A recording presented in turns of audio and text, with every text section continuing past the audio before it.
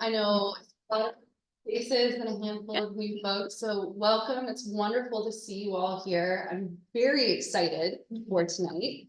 So I'm the director of the Watershed Protection at Willistown Conservation Trust. We are the newest program area. We were established in 2017. And our efforts really are trying to understand how our land protection initiatives are impacting the health of our waterways. So as we're going to talk about tonight, everything we do on the landscape impacts the waterways.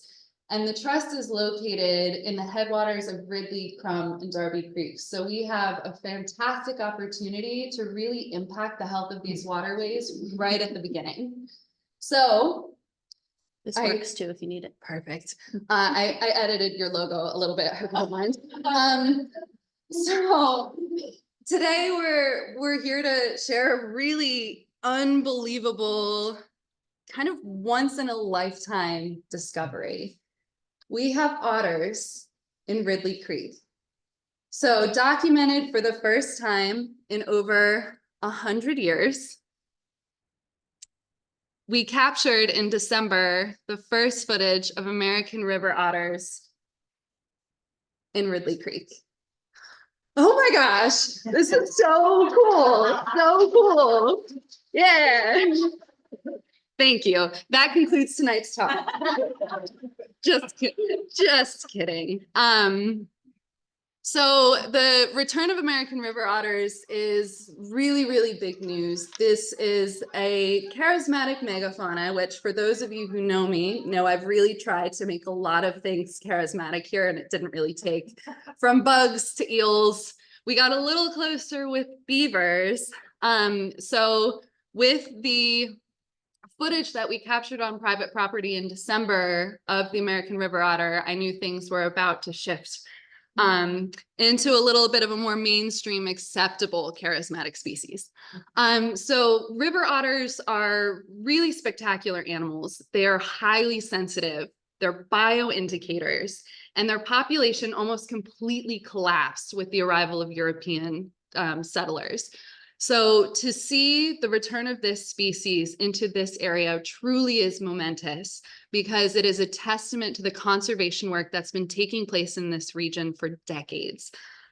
So for those of you who know me, you know we're going to take a little bit of a deep dive into some physiology of otters, and then we're going to talk a little bit more about the conservation impact. So just so you know, there are images of skulls coming up, but they're really cool, so don't worry. So river otters are in the subfamily Lutrinae, and there are 13 species of otters around the world, but not all otters are created equally, and unfortunately we do have a number of threatened and critically endangered species. 5 species of river otters are considered critically endangered, including the giant otter in the Amazon and the charismatic sea otter, which is, I think, what many people think about when we think otters. There are 2 species that are threatened. So this is a really, really important group of animals to see improvements, even if it means that we just capture one animal in one new space. It's a ray of hope for a group of animals that really need a lot of support. So of the otters, there are only 2 river otters. There is the Lontra canadensis, which is our North American otter, and then the neotropical river otter, Lontra longicaudis, which is in Europe and Asia. So otters are incredibly diverse in size, although they all look fairly similar in structure. So this is the Asian short-nosed otter, which is our smallest otter species, maxing out at about 1 foot long. And this is our giant otter in the Amazon. I think giant otters are just cutie patooties that look like they just escaped a felony charge. So giant otters grow up to 6 feet long. All otters are apex predators in the habitat where they live. So we tend to see declines in some of these charismatic megafauna because of overharvesting, but also all otters are incredibly sensitive to ecological change and habitat destruction. So the giant otter is decreasing rapidly due to the destruction in the Amazon. And then there's the sea otter. Sea otters look a little less like the giant otter, more like they would offer to help you find your favorite children's book in a library. But even though they look petite, they can grow up to 4.5 feet long. So they're quite large animals. And despite their cute, fuzzy appearance, they are predators. And they have a lot of really, really cool adaptations that allow them to thrive and influence the health and function of the entire ecosystem. So for sea otters, that means they're influencing kelp forests by harvesting urchins. And this is our good friend, the American river otter. And you can see he's got a bull head, catfish. So river otters tend to grow to about 4.5 and 5 feet long. The females are slightly smaller than the males. And although there's not visible sexual dimorphism that we can see, and that just means a difference between males and females, much like the beavers, apparently they smell quite different. So I haven't had the opportunity to get a close sniff of the resident otter that we have in Ridley Creek. However, some of the behaviors indicate that there is the potential that this is actually a female that's looking for a new place to raise young. I don't know that for sure, but I'm very, very hopeful. After the discussion I had with the Pennsylvania Game Commission wildlife biologist, he indicated there's a good chance that this is a new female seeking out territory in new habitat. So river otters are in the weasel family. And there are a couple of very interesting characteristics that make the weasel family distinct from other carnivores. So Mustelidae have long tube-shaped bodies, short legs, thick necks, little heads. And then the thing that we all recognize is they're quite smelly. So if you've ever had a pet ferret, you know that they are kind of greasy and they are have a musky scent that they produce in their anal glands. So otters are in Mustelidae, which means they do have a very strong sense of smell and a very distinct pattern of scenting to communicate with other otters in their territory. Otter territories can be large, up to 7 square miles. So when you are living in a fairly solitary life, it's important to find ways to communicate with your fellow otters in order to find mates and build community, whatever that looks like to you as an otter. So in the Mustelidae family, that includes things like badgers, river otters, fishers, weasels, and minks. So unfortunately, we haven't seen any badgers yet in Ridley, Crum, or Darby Creek, and we haven't seen any fishers. However, we do have abundant mink, and now at least one American river otter. So river otters are a little weird, even for weasels. They have fully webbed feet, long streamlined bodies. They're heavily muscular. They're very agile. They're very strong. They have that paired scent glands at the base of their tail. And you can see in the picture at the top, that is the kind of characteristic scenting pose. So river otters, despite being smelly, are actually fastidiously clean.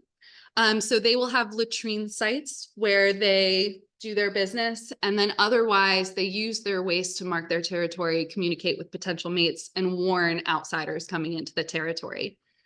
They're also incredibly long-lived animals. So it's estimated that they can live up to 15 years in the wild. However, in captivity, the oldest living otter aged out at 27. Which is pretty impressive. And that signals that in healthy habitats without a lot of human action, they have the potential to live longer than what's been documented so far. Oh, they're so cute. So females are solitary. They hit sexual maturity at 2 years, and they'll have 2 to 3 pups per year afterwards. Females raise their babies independently. And as a strong, independent woman, they have this really phenomenal and interesting ability to delay the implantation of a fertilized egg. So they will seek out a mate and mate, and then they will wait to actually carry their egg into a fetus up to a year. So they will breed and then travel to a location where they have ample resources and habitat in order to successfully raise their pups. So because of that, it's really tricky to track otter populations because you might see otter copulation, but that doesn't mean you'll see pups anytime soon. But it's a wonderful adaptation that allows them to spread into new territories and safely raise their young in areas that have ample resources. And although otters tend to be solitary and they may live in pairs, the males will congregate in groups to forage together.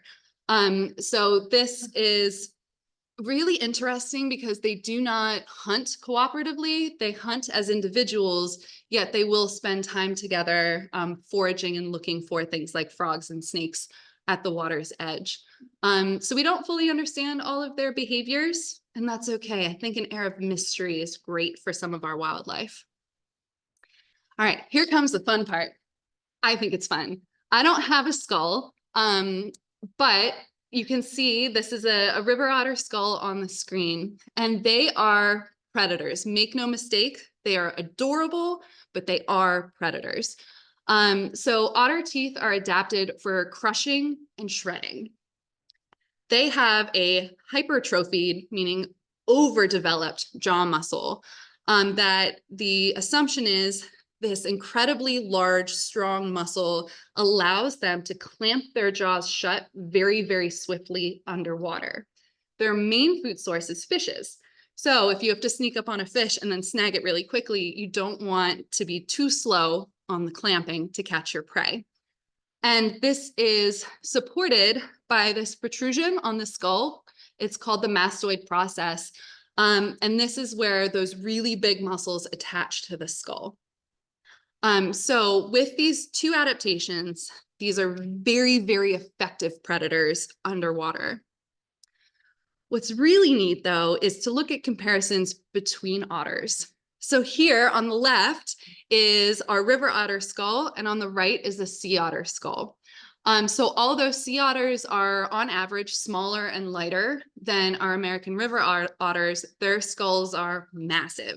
They have much larger sinuses, which are an adaptation that allow them to dive deeper and for longer to hunt urchins in their much deeper habitat compared to the otters, which tend to live in shallower waterways. River otter skulls are long and narrow with teeth for shredding. Sea otters are blunt, shortened, and their teeth are designed for crushing. So in this bottom image, you can see their teeth on the sea otter are much wider and much blunted compared to these piercers and shredders in our river otter. Apologies. And what's really neat is in the literature, there have been a lot of studies looking at this slight modification between these two skulls. And they linked the two different skull types and tooth types to two very different feeding and hunting behaviors. So river otters are mouth-oriented predators, which means they're diving down and they're snapping their prey. Sea otters are hand-oriented, so they're diving down, collecting their prey, which are things like urchins, abalone, and clams and mussels, and then they're bringing them with them, cracking them open with those jaws, and then digging the meat out, as opposed to our much more almost primal river otter, which is hunting more as we would expect something like a wolf or a fox to hunt. So I just think that's so cool. So as you might have guessed, river otters eat fish. Oh my gosh, so many fish. And when I introduced this information to our board, several people did raise concerns that they had recently worked with their fishing organization to stock Ridley and Crum Creeks with a lot of trout. And unfortunately, I had to let them know that probably there will be otters eating their trout. And sorry that there's a better angler in the water than you now. It's a bummer.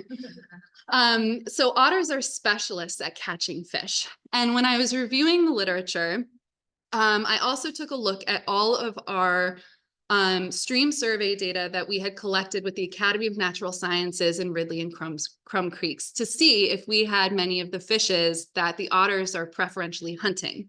So the smarter an animal is, the lazier they tend to be. And in the literature, it came out over and over again that river otters don't eat one type of fish. They eat whatever's big and slow. You know, mammals after my own heart. And so they will eat more suckers, which we have in abundance in both Ridley and Crum Creek. So white suckers in particular are one of the more common fish in our waterways. They will eat carp. So we don't have very many grass carp in our waterways, but if we did, we would have even fewer now that the otters are here.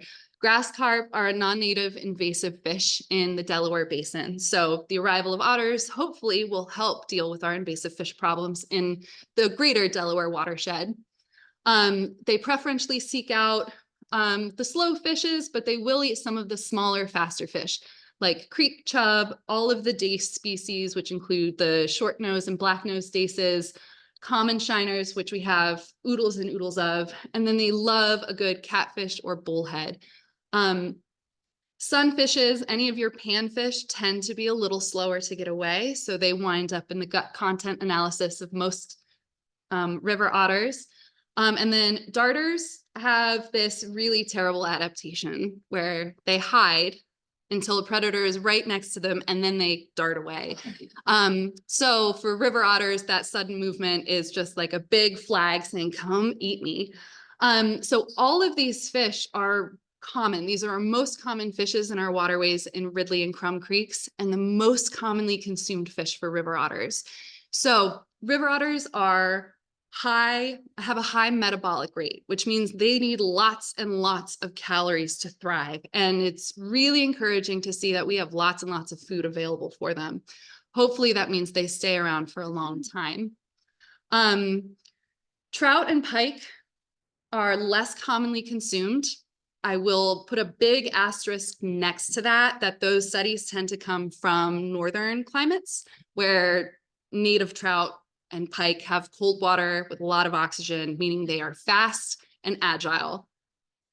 I can't say for sure, and I don't know if the over-summering trout in Ridley and Crum Creek that tend to get a little lethargic, a little slow, might wind up as an otter feast, but time will tell. So if we have any anglers here, please let us know if you find any otter scat by your fishing locations. So beyond fish, they eat just about everything else. They will seek out crayfish. They'll eat frogs, salamanders, any amphibians. They do love clams and mussels. So the clams in our local waterways tend to be non-native clams called corbicula. I'm hoping they get a taste for that and don't seek out our declining mussels. So Crum and Ridley Creek both have eastern elliptio mussels, which are declining across the country. But that's the kind of the trick of inviting and hoping to see an apex predator arrive. Some of your other more threatened species may now be at risk for consumption. They do eat snakes, snails, and bird eggs. And birds. Sorry to the bird team. However, yeah, we did get audio footage of the otter going after a Canada goose and then missing. So I'm curious to speak with the landowner to see if there have been any change in goose use of this area where the otter is present, because one of the main influences that apex predators like otters have on the environment is changing how prey species are moving around. And I think most people have a hard time with geese settling into their ponds and wetlands. So maybe our good friend, the river otter, can help redistribute some of these problem birds across the landscape. And then rarely, but it has happened, otters will take small mammals, including muskrats, rabbits, and beaver kits. It's pretty uncommon. It's usually a scarcity move, although in one paper, it did seem like if there's a slow baby beaver and a fast moving otter, it was just going to go the way of dinner time. So otters do have, maybe their most famous characteristic is a highly specialized fur structure. So they have a very dense coat. And they, like beavers, have two layers to their coat, shiny guard hairs and then a very dense undercoat. And the guard hairs have this really cool arrow-shaped structure that causes them to lock into each other to create a barrier over the animal. And that actually works to trap air between the undercoat and the guard coat, which provides insulation in cold temperatures. So unlike something like a marine mammal, a whale or a dolphin, which has a big fatty layer around all of their organs that keeps them insulated, otters don't have a lot of fat. Instead, they have this very intense hair structure. And there is reports, and unfortunately no video, which I looked hard to find, but in cold climates, otters will groom themselves in the water and roll around blowing bubbles to like puff up their winter coat to give them extra insulation when they're hunting, which is really cool. And their coat's really, really beautiful. It has a distinguished chestnut color. And as you can see in our lower two pictures.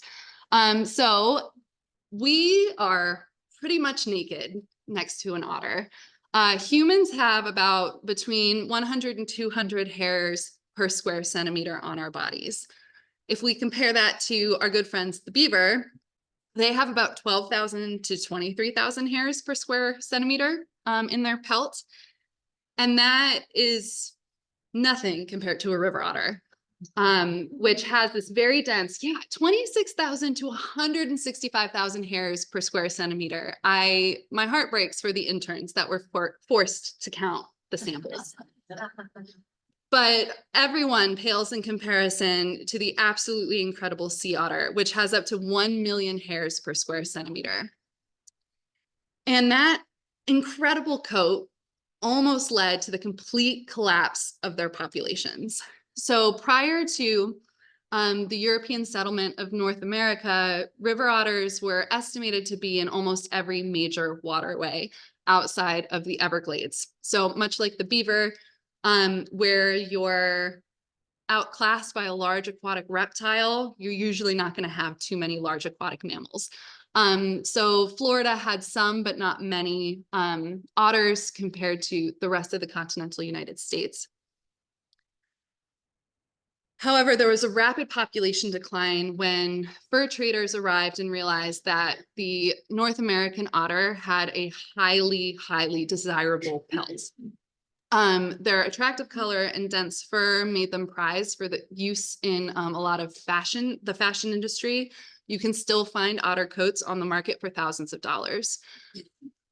Being a predator, their otters have a low population density compared to their prey species. So you don't need very many otters on the landscape to influence the overall dynamic of the ecosystem.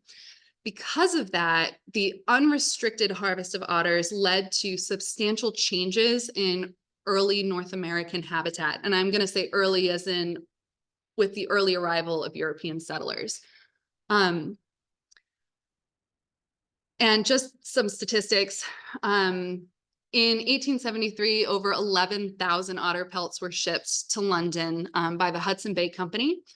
And the price of otter pelts continued to rise all the way up through the 1920s, where it peaked at $31 per pelt. That is the equivalent of $471 per pelt in the 20s. So as the otter population started to collapse, they became more valuable because they were rare. And the peak harvest actually didn't occur until the late 1970s. As a result of the rapid population decline, harvesting was stopped in the early 1980s. I think it was 1981, and reintroduction efforts began. However, it was not the overharvesting that was leading to the massive, massive population collapses. It was the loss of habitat. River otters are incredibly sensitive to any changes in water quality and habitat structure. So coinciding with this unrestricted harvest by fur traders was the rapid development and change of the landscape with the spreading industry and agricultural practices in early North America. This led to the incredibly fast decline, with entire populations in watersheds disappearing over the course of 1 to 2 years. The expansion of tanneries and extractive industries like coal, oil, and gas, and particularly timber harvesting, really had a negative impact on these species or on these populations. So the collapse occurred kind of that 1-2 sucker punch. Too many adults were being removed. There was not enough habitat to support their food sources, and so they were declining. And unfortunately, acid mine drainage continues to be an incredible threat to the spread of otter populations, with otherwise perfect habitat like in Schuylkill County, very rural, abundant food sources on the landscape, but the waterways cannot support otters. They are really, really sensitive to changes in pH. So it is acid mine drainage and coal mining in particular is credited with the complete extermination of otters in Tennessee and Kentucky, and most of West Virginia. And unfortunately, until those issues are addressed, we will never see otters returning into those watersheds. So otters are, if you haven't guessed it, bioindicators. And in the Watershed program, we look at bioindicators on a regular basis to get an understanding of what's happening in the waterway when we're not there. So the major bioindicators that we look at are stream insects. So we know stream insects exist on a spectrum of sensitivity, with our very sensitive bioindicator species like mayflies, stoneflies, and caddisflies not being able to tolerate very much environmental disturbance. And then we have our very tolerant species like biting midges, everyone's favorite, that you just can't seem to ever get rid of. So otters are with our mayflies, stoneflies, and caddisflies. They are very, very fickle and will disappear at the introduction of any, this is a non-exhaustive list of pollutants. So industrial pollutants, heavy metals, including mercury, chlorinated hydrocarbons, so that's any of our oils and gasolines, PCBs, siltations, pesticides, herbicides, excess nutrients, and then other toxins that we might not actually know the names of yet, all can cause declines in otter species. So they are apex predators, and that means they're at higher risk of a process called biomagnification. And biomagnification is a really important ecological idea that as you are eating your prey might have a little bit of a toxin per animal. And then as you eat them, you start building up more of those toxins in your body. And then when something comes and eats you, they're getting a big dose of whatever that toxin is. We also have issues with things like bioaccumulation, which means over time, you are building up more of a toxin in your body, but you're not transferring it to a predator. Does that all make sense? Okay, great. Have to sneak in some ecological lingo for you. So as habitat is degraded, the capacity to support otters, particularly river otters, starts to decline. So you might not have a total loss of otters in a watershed where habitat is declining, but over time, you're not going to be able to increase that population. So with that, in the 1950s, Pennsylvania, outside of Monroe County, had no more otters. And the Pennsylvania Game Commission thought that that was unacceptable, and good on them. So they began a 30-year process of reintroduction of otters across the state. And they started in the northern tier. And as they were successfully reintroducing otters back into those waterways, they expanded the project to introduce some of our southern waterways to river otters. So they went and they tracked otters from healthy populations in the Ohio River Basin, in New York and Maryland, and then transferred them back to Pennsylvania and released them. They also tagged those animals and tracked how they moved across the landscape to get a better understanding of what their habitat requirements actually are. And this was part of a nationwide effort to keep the otter from going extinct. So 21 different states released over 4,000 otters, and we have seen since 1980 a dramatic increase in otter populations across the country. This is not a coincidence that the success of this project coincided with the creation of the Clean Water Act and the EPA. There was a systemic policy shift, reducing the amount of toxins being directly deposited into our waterways, protecting sensitive habitat like riparian areas and wetlands that were being destroyed by agricultural practices and development. And with the protection of the habitat, the introduction of the otters, it was a complex and systemic approach that allowed the success of these animals to spread.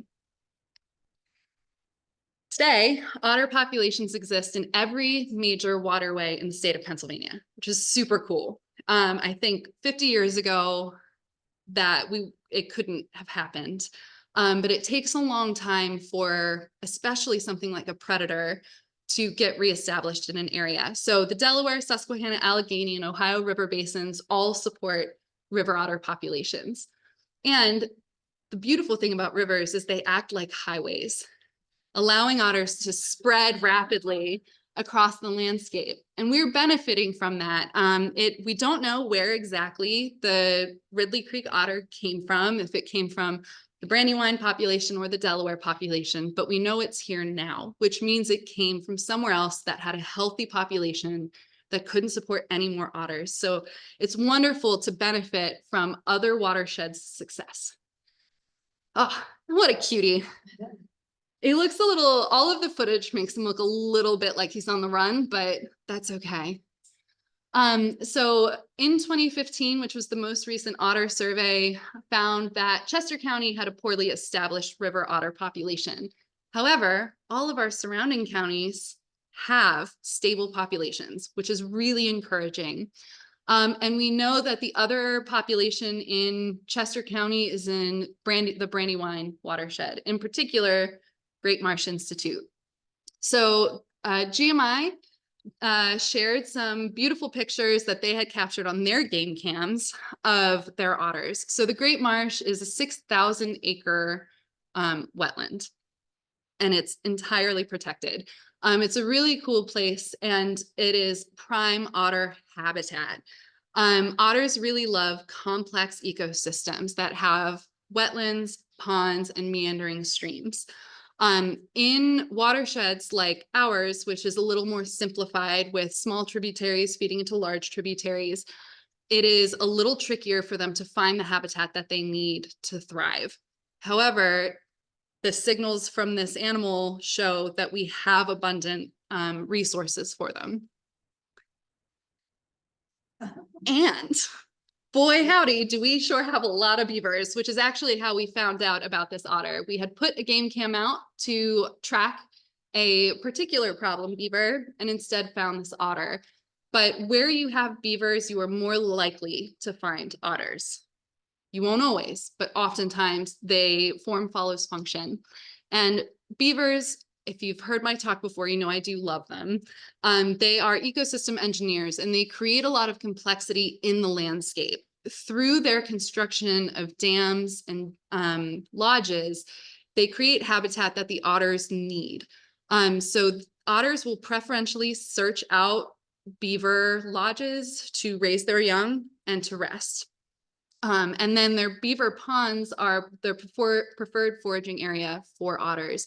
That's where you see conglomerations of otters coming together and hunting next to each other, but not cooperatively. So we know that otters really, really like densely planted riparian areas, and so do I. It's a key component of otter habitat. They need cover when they're hunting. They need cover to feel safe enough to rest. They will use cavities in tree roots and tall grass and shrubbed areas as cover and for temporary resting. But if they're going to be settling in, they need a den. And beaver activity encourages the creation of more of this habitat that they seek out. So as we are thinking about the long-term, hopefully establishment of otter populations in our region, it gives us a lot of clues about how we need to be stewarding the landscape in order to support the success of these animals. It's so exciting. And this work, we can start thinking about the stewardship aspect because the landscape has already been protected. This is a huge, huge once in a lifetime win to document an animal like a river otter in this region. And it's like almost everyone sitting in this section who led to that success. The focused land protection and open space preservation by Willistown Conservation Trust has led to the large enough open landscape to support a river otter. Our work is far from done. However, the establishment of Kestrel Hill Preserve is really, really, really important for this otter. If the Kestrel Hill Preserve had not been protected, it was at high risk for development. And if it had been developed, many of the small streams and springs and wetlands that originate on that landscape that feed into Okahocking Run or Indian Run, where this otter was found, could have led to the degradation of the watershed, causing the otter to move on to try and find greener pastures. So now that we know exactly what otters need, and we have this awesome new parcel that hopefully will be open to the public later this year, we can start working together to focus our restoration to create those highly forested areas that they love, to foster the biodiversity that they're seeking out, and to create long-term sustainable habitat for these animals to thrive. So our work is far from over, but it is really, really encouraging that this otter traveled potentially through degraded habitat to find us. And no matter where it came from in any direction, it faced really significant hurdles to make it here. So now that it's here, we can really celebrate and then get back to work. So keep an eye out next year. I'm sure we'll be planting trees and we'll be continuously monitoring the health of the waterways to see if we can learn more about how to support this absolutely incredible stream resident. So thanks. Woo!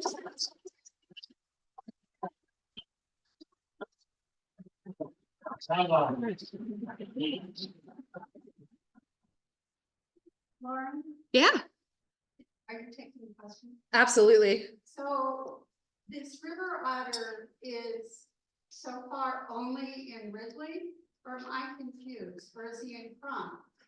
We saw it in Ridley, You saw it in Ridley. but it is river otters can have quite large territories. So there is a chance that it's moving around. There's also a very solid chance that there are other otters that we just haven't seen.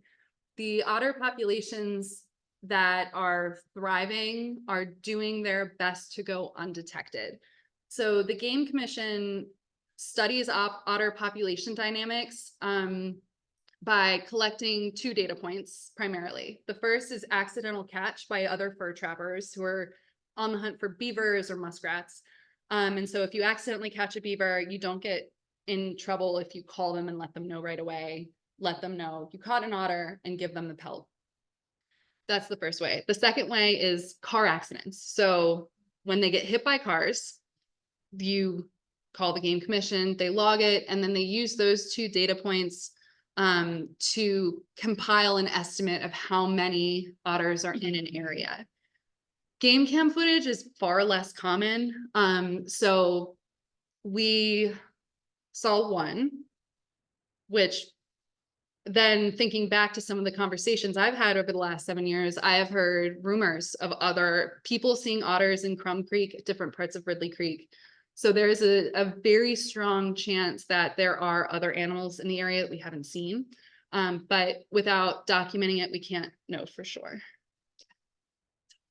Yeah. So it's possible because of the mechanism of delayed implantation of an embryo that this female could be about to raise babies. If she's a female, yes. Yeah. Yeah, like I said, there is no scent data with the game cam footage, unfortunately. Yeah, but that is a very real possibility. The females seek out small tributaries like Okahocking or Indian Run to raise their young. Lauren, have Yeah. you kept the camera going? Do you have cameras in other areas?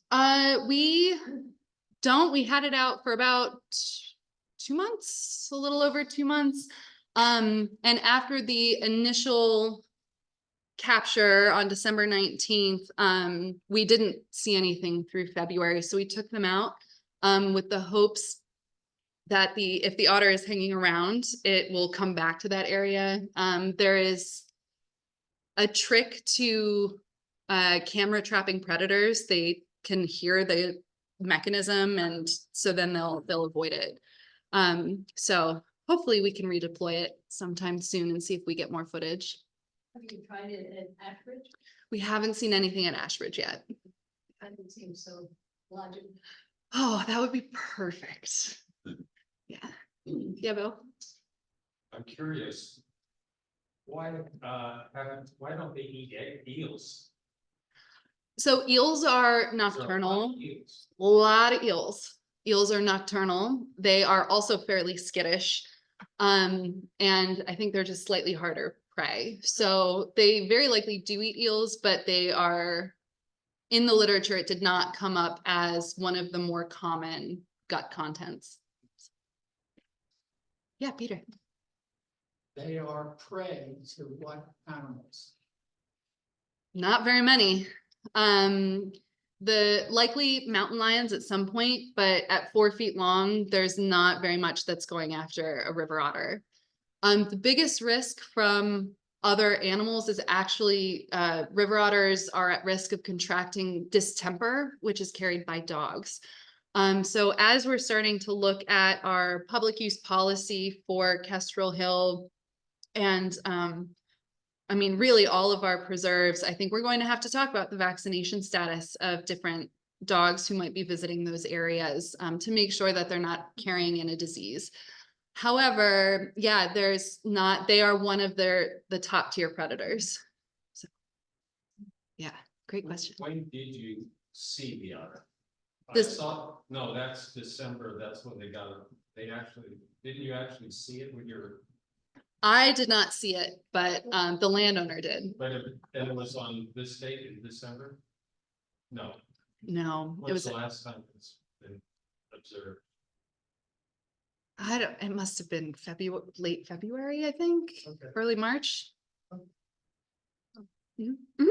I had two questions. You said the male and female smell different. Could a human nose detect those two differences? Because you mentioned that the scent data, how do they get that scent data? So I'm not sure about that. Uh-huh. In beavers, there is a very distinct difference in smell that you only have to smell once. Male beavers smell like motor oil, female beavers smell like rotten cheese. So with otters, so beavers also don't have any visible genitalia, so you can't assess them any other way. I saw colloquial stories that you can smell the difference between otters, but you can also visually inspect Oh, them okay. to determine the difference. And I think that's preferred by all Mhm. parties. And my other question was, you mentioned that they rest on top of beaver dams or lodges. Mhm. Do they also make a nest there to raise young? Yes, so they actually use a beaver lodge is a hollow structure, so they will use the inside of the lodge to raise their families and to rest. They don't really like being seen or perceived So they wouldn't be on the dam, they would be in, okay. mostly, and then they're hunting in the pond behind the dam. Mhm. Sorry, that's a great clarification. Thank you. Yeah. So she actually touched on a question that I have. Will they overtake an occupied beaver dam, or will they just use the city as dam? So Competition here? there's not really competition. A full-grown beaver is up to 70 pounds, and even a fully matured otter is not going to tango with a beaver. There are stories that they will cohabitate in harsh conditions. But beavers will create their lodges and then move on kind of seasonally, and they leave a trail of vacation homes behind them. And so otters will use their secondary houses rather than try and evict a full-grown beaver. So, Yeah.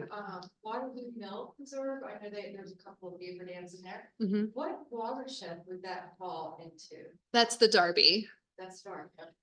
Yeah, and Darby Creek has a little bit of a different series of stressors than Ridley and Crum Creek do. And water quality tends to be a lot lower in that watershed than in the two neighboring watersheds.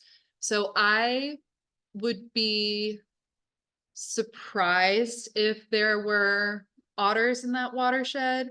However, I wouldn't, at this point, I would not be shocked. Okay. I think that's, So then, I'm sorry, one final question. Are they? Just ran out of my head, sorry. Sorry. no problem. It was, I was.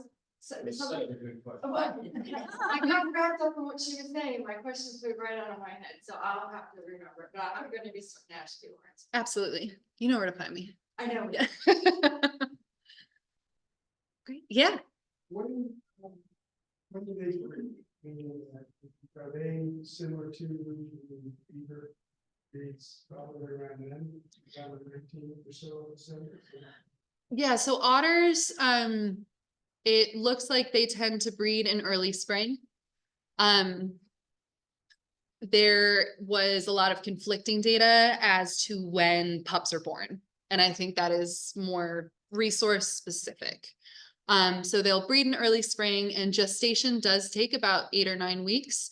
So theoretically, there could be pups popping up right now, which is great because this is when there's tons of food available. There's a lot of, a lot of resources this time of year in our aquatic ecosystem. However, with that delayed gestation, I think it can be staggered. I'm not entirely sure. It was a lot of conflicting information. Another quick question. Yeah. They were there? Not yet. Just calling them the Ridley Creek otter. So maybe we can do a Barnes and Barbecue raise the paddle raffle item. Yeah.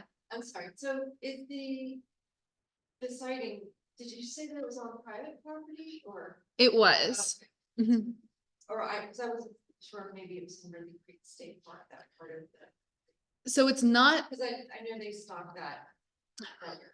they do, and it is great habitat for an otter. So this was in Okahawking Run, which is a tributary that joins Ridley Creek just upstream of Ridley Creek State Park. Yeah, and right, because we've only seen one, I can only speak to one, but based on the habitat requirements and the known structure of this watershed, there's a good chance there might be other residents here that we just haven't seen yet.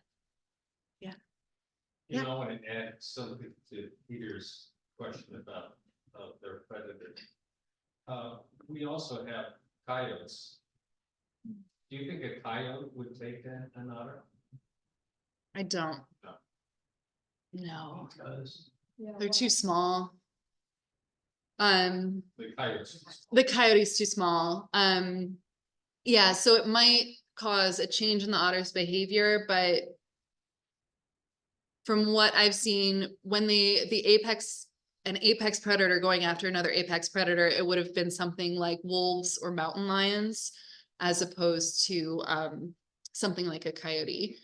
And it's tricky. Animals like otters and beavers are adapted to reign supreme in waterways, which means you don't normally find them too far away. So even if there was an attempt, very likely it would lead to a fleeing back into the water, and then all bets are off. So I would be very surprised, but also I could be very wrong. So just throw that caveat in there. Mhm. Yeah. This is a absolutely marvelous presentation Oh, thanks. in every respect.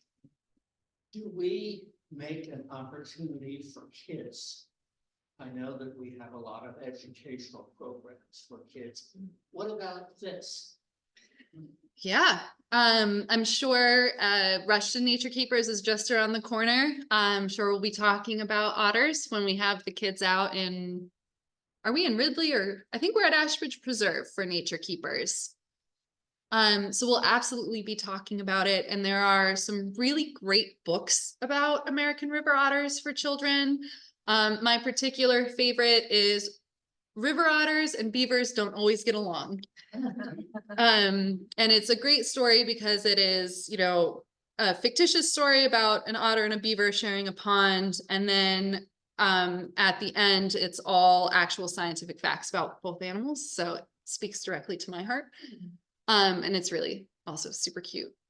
I But- just think it would be when you think of the different animals that you could do this kind of thing on for kids, it's kind of a magical subject, Mhm. and for many reasons.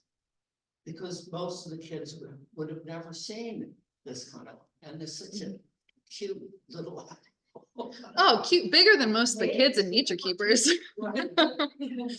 Yeah, I think that there's a lot of opportunities and this is pretty new for us. So we'll be, I think, talking and strategizing about how we can use this ambassador animal to help people feel a connection. Because I think it is actually pretty magical for grown-ups too, at least for me.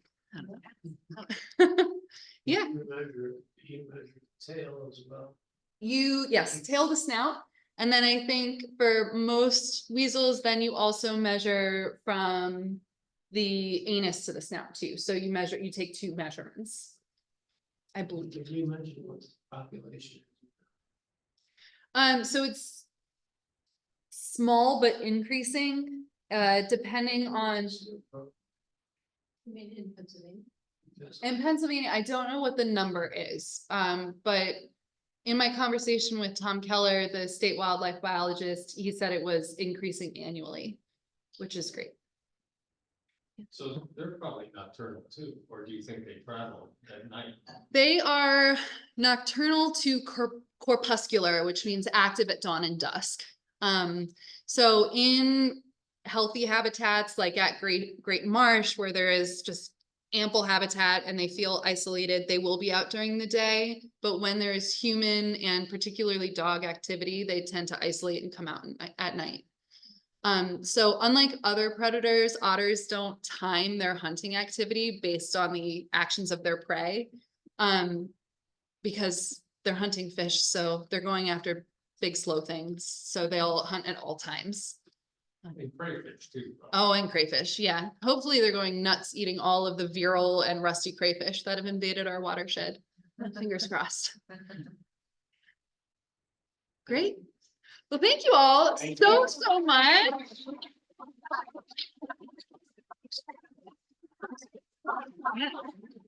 And thank you, Blake, for featuring otters in the Just gonna hit stop record and we'll be all set. Cool. Thank you. Well, thanks. If you have any other questions, you can find me here or at any of our preserves most